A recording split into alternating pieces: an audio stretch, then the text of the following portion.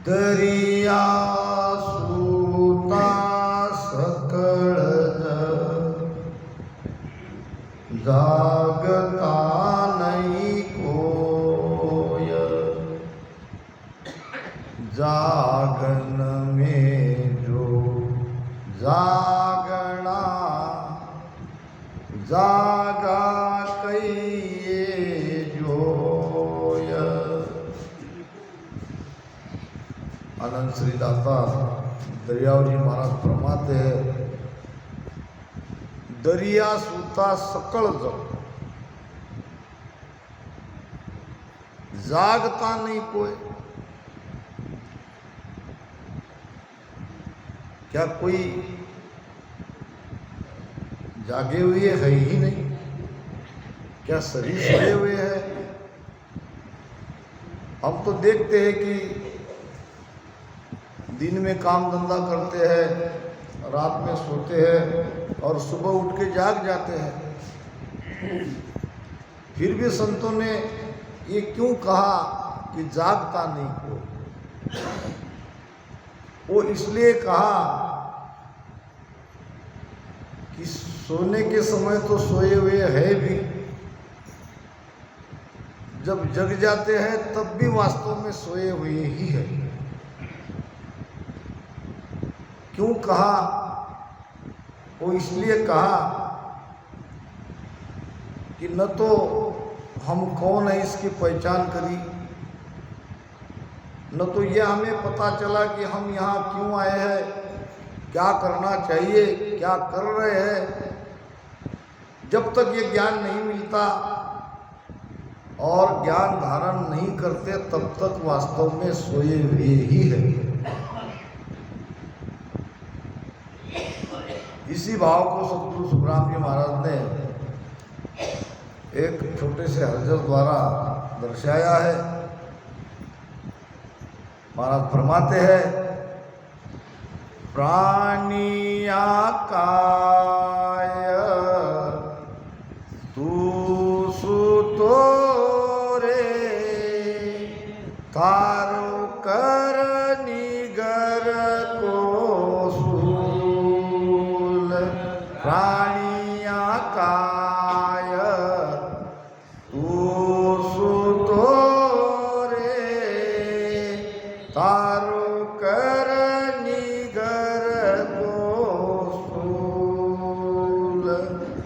आज घड़ी पल और मेरे, यो जुग जासी छाड़। आज घड़ी पल और मेरे, यो जुग जासी छाड़।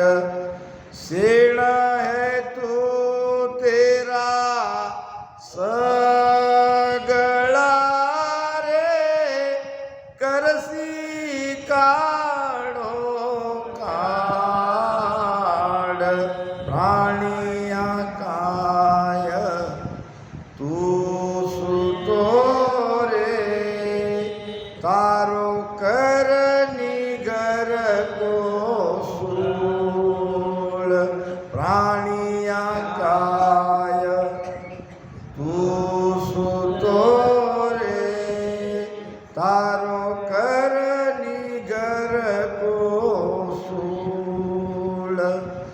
आठ पहर 64 घड़ी रे, काळ भवे सिर तोय।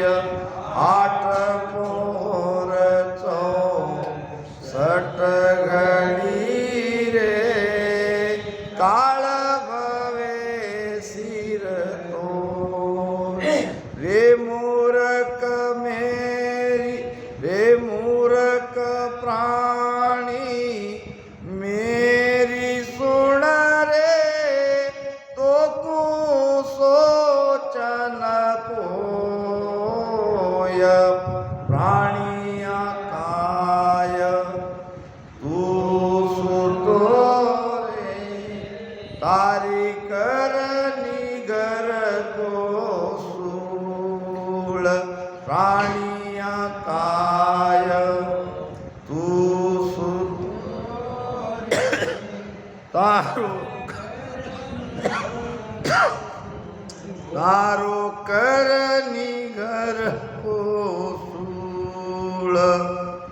हाथ मसलयूं जावसी रे, लारे चले नहीं को।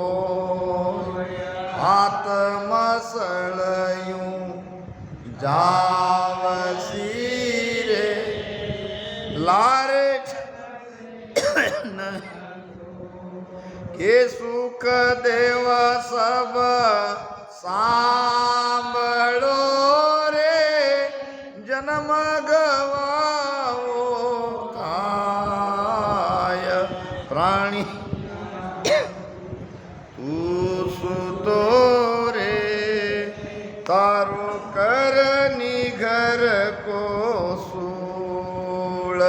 प्राणिया काय तू सुतो रे, तारो करनी घर को सूळ। सूळ नाम सीधा। महाराज फरमा रहे हैं, हे मनुष्य प्राणी, तू क्यों नहीं जाग रहा है? तू क्यों सोया हुआ है? किस नींद में हम सोए हैं? भ्रम और अज्ञान की नींद में। संत हमें जगाते हैं। सतगुरु आया है जगाने सारी नगरी। सारी नगरी हो रामा, सारी नगरी। ये भी नगरी है तो बाहर भी नगरी है, और जागना है भीतर। प्राणिया काय तू सुतोरे, तारो घर करनी घर को सूळ। ये घर है हमारा जहाँ हम रहते हैं। अब ये घर कितने दिन का है? जब तक हमारी श्वासा चलती है तब तक घर है। ये भ्रम है हमारा। हम कहते हैं मेरा घर है, मेरी जमीन जायदाद है। ये जो हम कहते हैं ये भ्रम है। घर ने कभी नहीं कहा हमें कि ये मेरा है। घर तो कहता है कि तुम्हारे जैसे कई आए और कई चले गए। बस कुछ बरस का हमारा यहाँ रहना है, फिर आगे क्या? सामान्य तौर पर हम समझते हैं तो मर गए तो सब चला गया, मरने के बाद कुछ नहीं है। ऐसा नहीं है। मृत्यु शरीर की होती है, हमारी मृत्यु नहीं होती। फिर हमारी मृत्यु नहीं होती है तो हमारा आगे क्या? क्या जो हम कर्म करते हैं उस कर्म के हिसाब से आगे हमें योनि मिलती है। पहले तो पाप पुण्य का हिसाब होता है और ये सब भुगताया जाता है। शुभ कर्म स्वर्ग में, अशुभ कर्म नरक में, फिर 84 में डाले जाते हैं। तो इस प्रकार ये जीव भटकता रहता है ये 3 लोक में। तो हमको इस जन्म में सारे काम करते हुए हमारे आगे की व्यवस्था करनी है। यही भाव महाराज यहाँ इस भजन में कह रहे हैं कि प्राणिया काय तू सुतोरे, तारो करनी घर को सूल। आगे की देख, आगे की व्यवस्था कर, उसके लिए आज जाग जा। एक तांत्रिक था और वो छूछा करता था। बरसात के दिन आए, एक दिन उसकी पत्नी उसके पास आके कहने लगी, देखो बारिश आने वाली है, मौसम बदल गया है, घर के छप्पर को ठीक करो। तांत्रिक कहता अभी कहाँ आई, जब आई तब देख लेंगे, कर देंगे, उसमें क्या है। ऐसे कहते कहते बारिश एकाएक आ गई। अब बारिश आ गई तो घर से पानी नीचे, सारा घर पानी से भर गया। पत्नी को बहुत गुस्सा आया, मेरी बात इसने मानी नहीं। एक दिन अब वहाँ रोगी आते ही थे, तांत्रिक था, झाड़ फूक करने वाला था।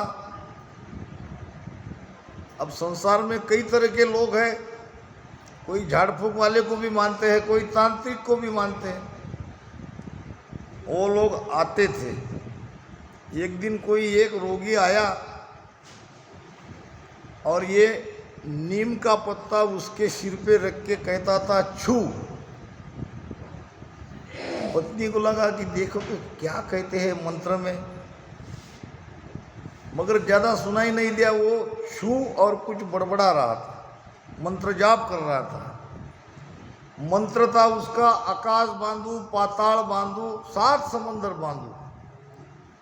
आकाश बांधू, पाताल बांधू, 7 समंदर बांधू, घाट का घटोई बांधू, मरगट का मसान बांधू, छू। ऐसा करके उसके सिर पे वो नीम के पत्ते मारता। पत्नी ने ध्यान लगा के और सुना, बोल तो कुछ रहा है मगर ठीक से सुना ही नहीं दे रहा है। 3 बार उसने मंत्रों का जाप किया, आकाश बांधू, पाताल बांधू, 7 समंदर बांधू, घाट का घटोई बांधू, मरगट का मसान बांधू, छू।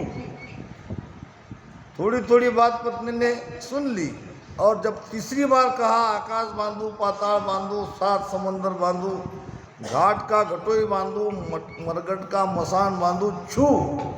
इतना कहते ही पत्नी ने कहा, ए रहने दे रहने दे, यहीं से बैठा बैठा सब बांध रहा है, गया तो कहीं नहीं, घर का छप्पर बांधना नहीं हुआ और यहीं बैठे बैठे आकाश बांध रहा है, पाताल बांध रहा है, 7 समंदर बांध रहा है।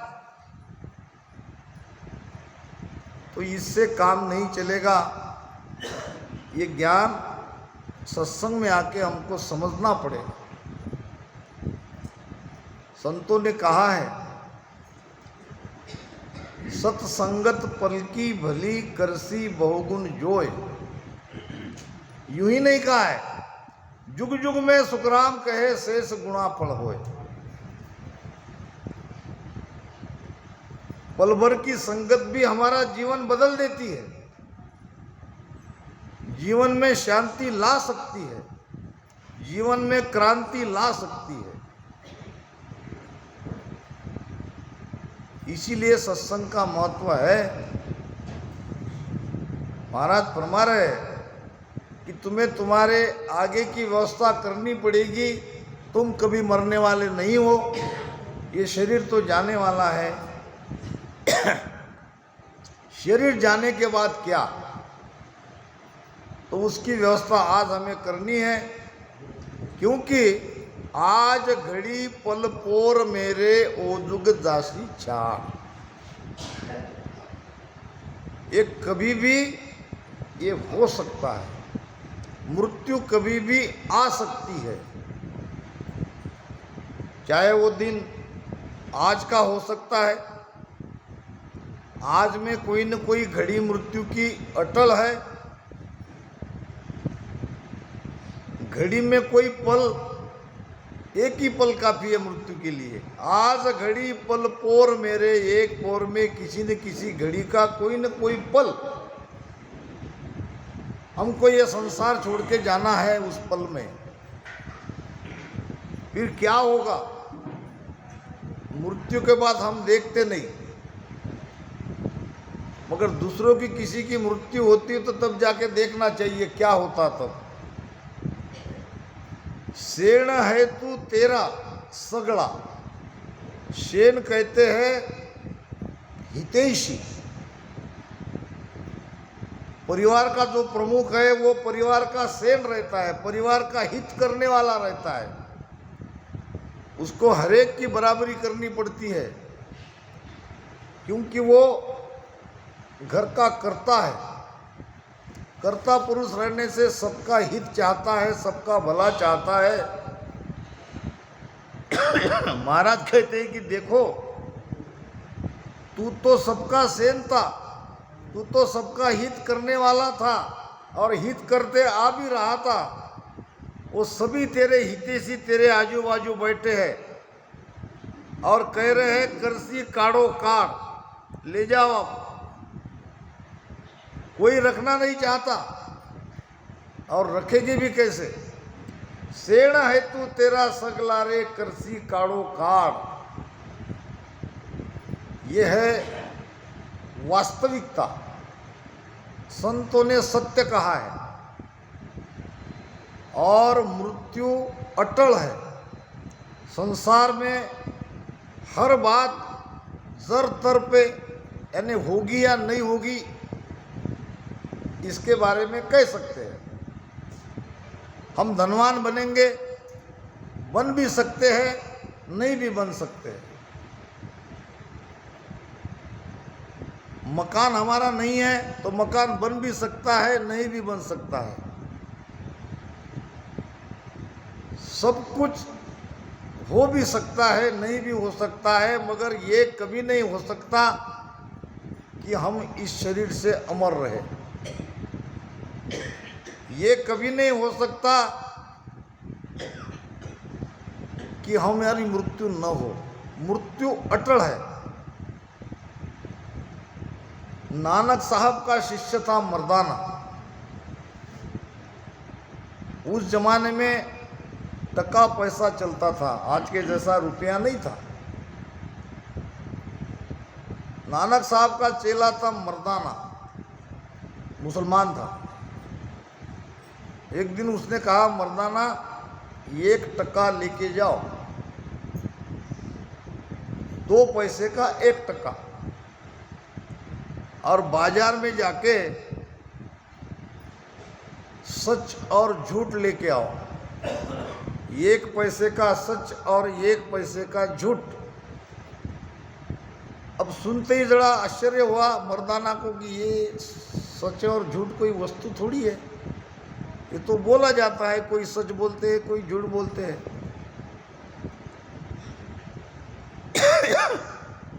गुरु की आज्ञा थी, गुरु की आज्ञा टाल भी नहीं सकते थे, गुरु से सवाल जवाब भी नहीं कर सकते थे, केवल आदेश का पालन करना था।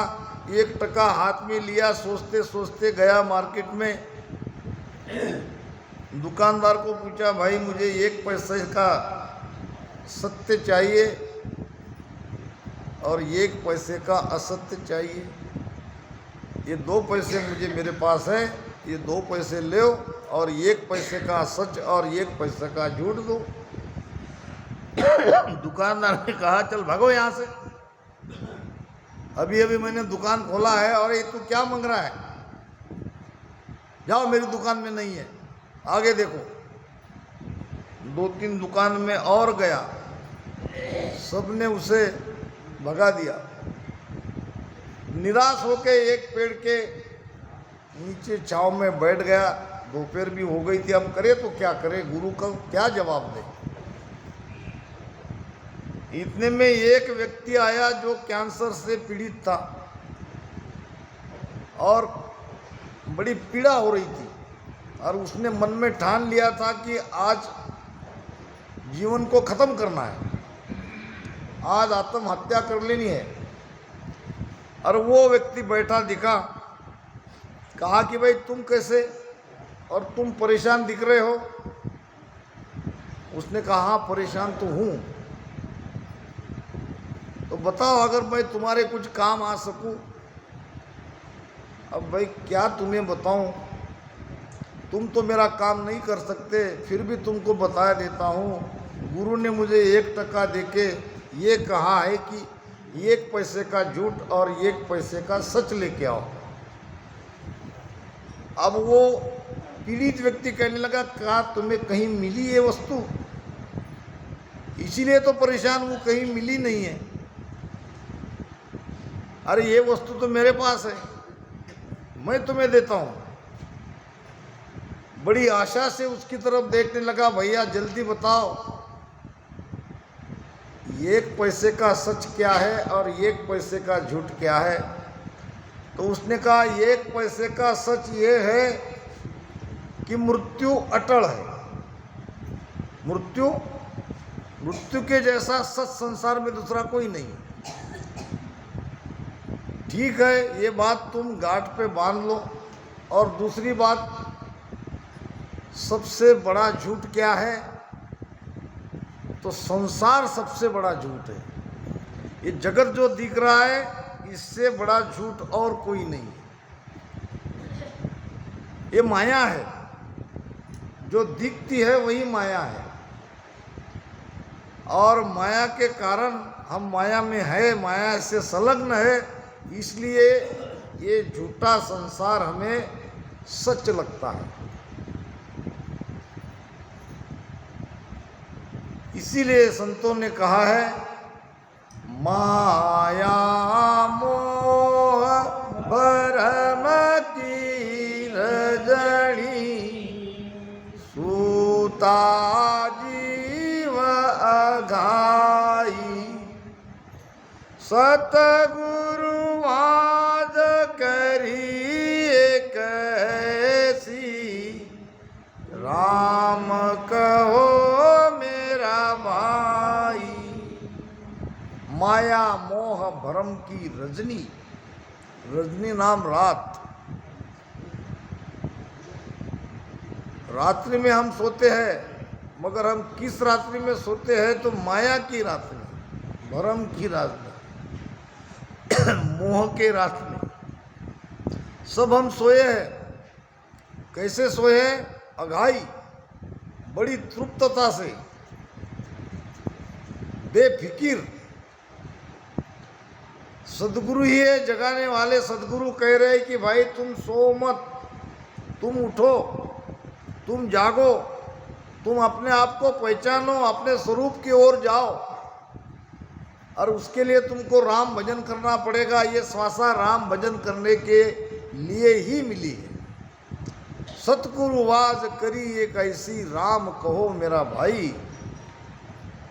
तो महापुरुष सावधान कर रहे हैं, आज घड़ी पल पोर मेरे ओ जुग जासी छाड़, सेण हेतु तेरा सगड़ा रे कड़सी काढ़ो काढ़। कोई नहीं रखेगा। एक व्यक्ति के 3 मित्र थे।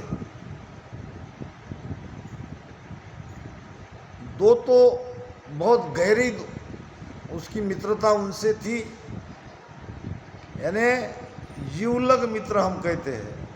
जीव पे जीव देने वाले मित्र, उसको कहते हैं जीवलग मित्र। मन से मन मिला तो मित्र होते हैं, चित्त से चित्त मिला तो चेला होता है। अब मन से मन मिल गया तो मित्र बन गए, और बड़ी भारी मित्रता थी 2 मित्रों से। तीसरा मित्र अभी नया नया ही बना था, उस पर कोई ज़्यादा विश्वास नहीं था, मगर मित्र था, चलो ठीक है, कभी कभार मिलना, इतनी उनमें दोस्ताना था, बाकी तो कोई बात नहीं थी। मगर 2 मित्र तो रात दिन उनके साथ रहते थे। एक दिन भी ऐसा नहीं है कि उनसे अगर नहीं मिले तो चैन पड़ जाए। अब ऐसे ही दिन बीतते गए। एक दिन डाक से एक लेटर आया। लेटर था कोर्ट का, कोई मामला चल रहा था, और मामला में आज सवाल जवाब होने वाला था, लास्ट जजमेंट देने वाले थे। अब कोर्ट का आदेश देख के घबरा गया, क्योंकि ज़िंदगी में कभी कोर्ट का मुंह देखा नहीं, कभी किसी का बुरा किया नहीं, अच्छे से जीवन जिया, और ऐसे को अगर कोर्ट का कुछ आता है तो वो घबरा ही जाता है। पहले मित्र को कहा, मित्र जरा मेरी मदद करो, ये कोर्ट का मामला है, क्या पता जज साहब मुझे सज़ा दे दे। तो मुझे सज़ा नहीं होनी चाहिए, मैं जेल में जाना नहीं चाहता हूँ, मुझे बचा लो। पहले मित्र ने कहा, देखो भाई तुम मेरे मित्र हो, ये बात सही, सत्य है, मगर ये कोर्ट कचहरे के झमेले में मैं नहीं पड़ता।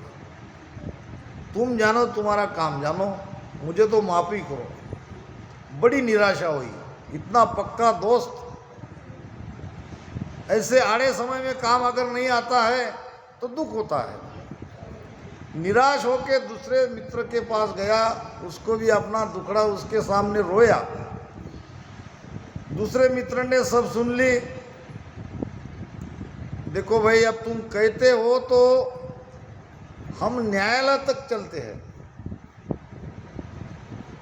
वो गेट तक हम आएंगे, गेट के अंदर तू जा और तेरा तू देख, इससे आगे ज़्यादा की सहायता की अपेक्षा हमसे नहीं करना। अब उसने कहा कि भाई न्यायालय तक, गेट तक आओगे, फिर काम तो आगे है, काम तो मेरा आगे है, वहाँ मेरा क्या होने वाला है ये मुझे पता नहीं, वहाँ आपकी मदद चाहिए और आप कहते हो कि गेट तक आएंगे। उनसे भी बड़ी निराशा हुई। अब बचा तीसरा मित्र। अब दो ऐसे घनिष्ठ मित्र से ऐसी बातें उनको सुनने को मिली, तीसरे से कोई उम्मीद नहीं थी। फिर भी पूछ लिया कि भाई ऐसी ऐसी बात है और मुझे बहुत डर लग रहा है, मुझे कैद न हो जाए, क्या तुम मेरी सहायता करोगे? तीसरे मित्र ने कहा, दोस्त घबराओ मत, तुमको पता नहीं है मैं वकील हूँ, मैं एडवोकेट हूँ, मैंने तुम्हें मेरा परिचय नहीं दिया है और ऐसे कई बड़े बड़े मुकदमे मैंने लड़े हैं और पक्षकार को जिता के दिए। तुम्हारा तो ये बहुत छोटा मुकदमा है, तुम चिंता मत करो, तुम बेधड़क कोर्ट में जाओ, मैं वहाँ रहूँगा, मैं तुम्हारी पैरवी करूँगा, तुम्हारी केस लड़ूंगा, तुम्हारे सारे दोषों से मुक्त करा दूंगा, बरी करा दूंगा, तुमको कुछ नहीं होगा, जाओ चिंता मत करो, मेरे भरोसे सब छोड़ दो। बहुत आनंद आया।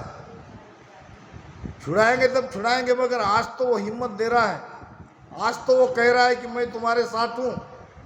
अब उसे पछतावा आने लगा, अपने जीवन के पीछे समय को देखने लगा कि मैंने क्या मूर्खता की।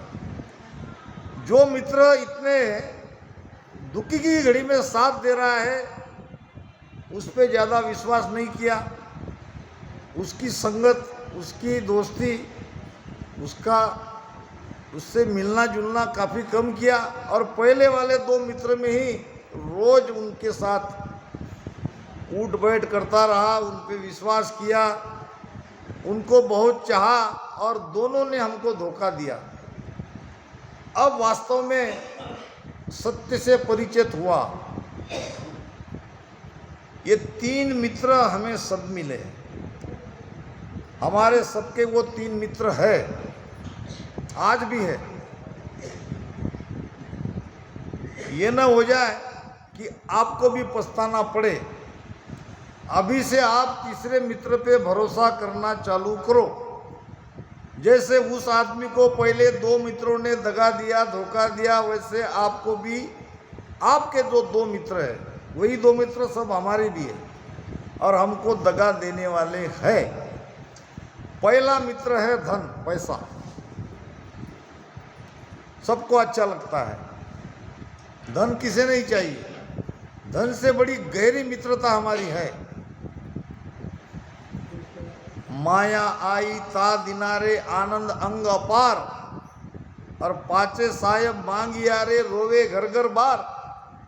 महाराज ने कहा है माया सबको चाहिए, जब धन आता है तो बड़ा आनंद आता है, अपार आनंद आता है, और जब धन छूट जाता है तो रोता है, दुख व्यक्त करता है। तो ये है पहला मित्र, जो उस व्यक्ति को कहा था कोर्ट का मुकदमा यानी यमराज का फरमान,